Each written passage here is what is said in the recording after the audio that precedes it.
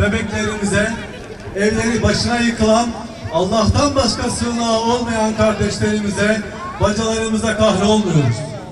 Bugün aynı zamanda koskoca İslam aleminin yapılan bu zulmü hiçbir şey olmamış gibi seyretmesine de kahroluyoruz. Artık kelimelerin kınanmaların ötesine geçmemiz gereken noktadayız. Zulmü daha ne kadar seyredeceğiz? Daha kaç parçalanmış beden için ağlayacağız? Bombaların ölüm yağdırmasına daha ne kadar ah edeceğiz? Ateş sadece düştüğü yeri değil, yüreklerimizi de yakıyor. Mazlum feryadı arşı titretirken İslam ülkelerinin yöneticilerinin harekete geçmesi için daha kaç şehrin yıkılması, kaç bedenin parçalanması gerekecek? Ey İslam beldelerinin yöneticileri! Artık kendinize gelin. Kudüs'ün özgürlüğüne giden yol hiç şüphesiz direniştedir.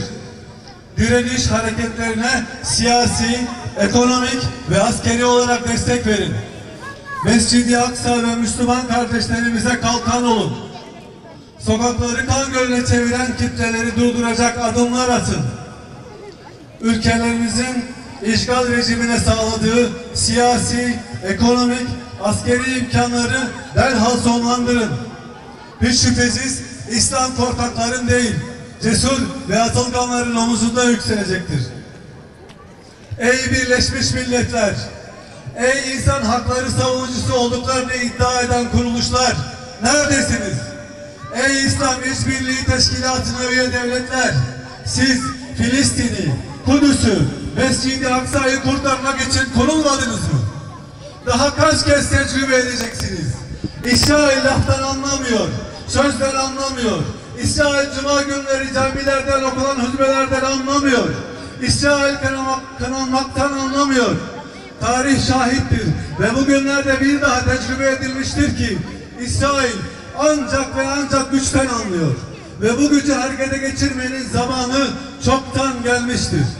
Gün topyekün İslam alemi ve dünya barışını korumakla görevli uluslararası kuruluşların İsrail'in zulmüne dur demek günüdür. Gün Siyonistleri anlayacağı dilden ve en yüksek perdeden konuşma günüdür. Vakit bu zalimlere anladıkları dilden konuşma vaktidir. Tekbir! Tekbir!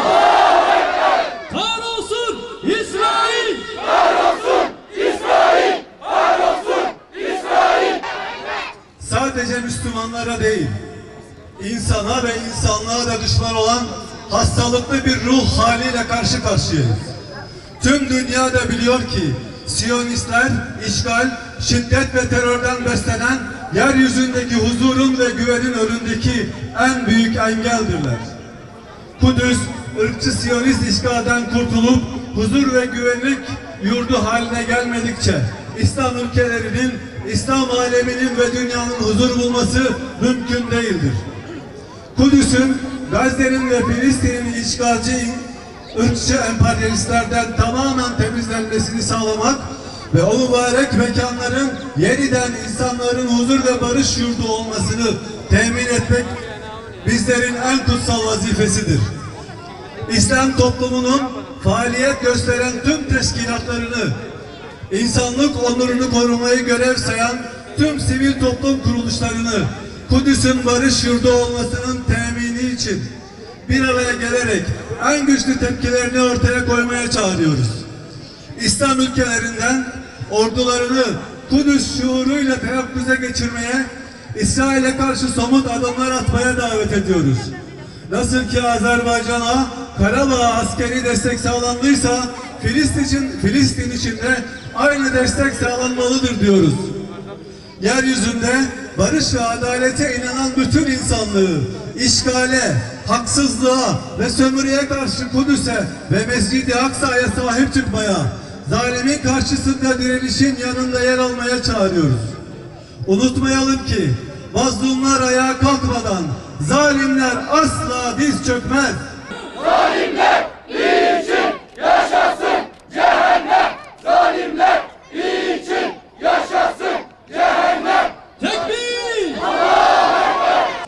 Vakit ümmetin ordularını ve namlularını Siyonist işgalcilere yönelteceği vakittir. Gün Kudüs'ün özgürlüğü için askeri, siyasi ve ekonomik politikaların devreye sokulması gerektiği gündür. Selam olsun izzetle direnenlere, selam olsun imkanlarını seferber edenlere, lanet olsun zalimlere ve zalimlere ses etmeyen zelillere, veil olsun zalimlerden korkarak gerisin geriye kaçanlara. Hüdapar Siirt İl Başkanlığı. Tekbir! Kudüs'e selam, direnişe devam. Kudüs'e selam, direnişe devam. Kudüs'e selam, direnişe devam. Tekbir! Tekbir! Allahu Ekber! Allahu Ekber!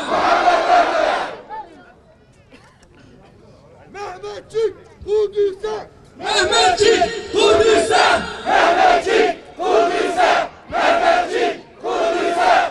Mehmetçik Kudüs'e! Mehmetçik Kudüs'e! Ya Rabbi, Kur'an-ı Kerim'de bize mübarek belde olarak tanıttığın peygamberler şehri Kudüs'e zalim ve azgın güçler tarafından başlatılan hayasızca bir işgal ve tecavüzü kınamak için toplandık. Ellerimizi sana açtık. Sana yalvarıyoruz. Dualarımızı kabul eyle Allah'ım. Amin. Ya Rabbi, Kur'an-ı Kerim'de bize öğrettiğin dua ile sana niyaz ediyoruz. Bu azgın ve zalim topluluğa karşı bizlere, yani Filistinli kardeşlerimize yardım eyle ya Rabbi. Amin. Ya Rabbi, sana iman eden kullarının izzetini, şerefini, onurunu hiçbir zalim, zorba, işgalci güce çiğnetme Allah'ım.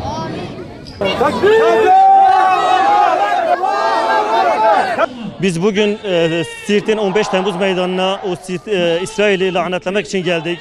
Biz artık lanetlemekten öte, kınamaktan öte gerçekten bizim yüreğimiz şu anda paramparça. Yani o videoları izlerken o gazları biz sadece uzaktan izliyoruz ve buna müdahil olamıyoruz.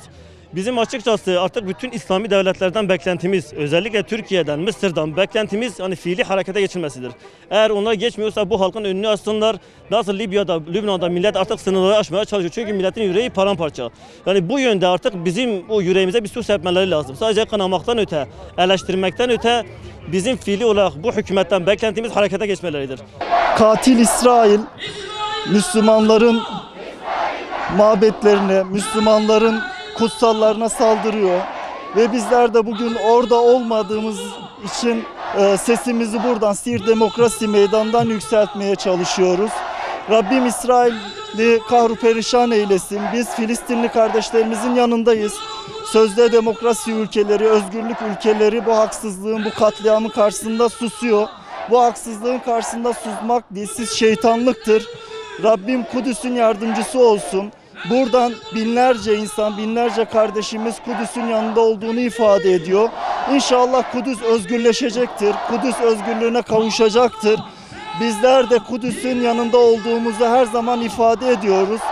Oradaki katliamları, oradaki yaşanan ihlalleri Avrupa ülkeleri göstermiyor. Sessiz kalıyor bu olaylara. Ama biz Türkiye olarak, Türkiye halkı olarak, Türkiye insanı olarak her zaman Kudüs'teki, Filistin'deki, Mescid-i Aksa'daki, Ramallah'taki kardeşlerimizin yanında olduğumuzu ifade ediyoruz.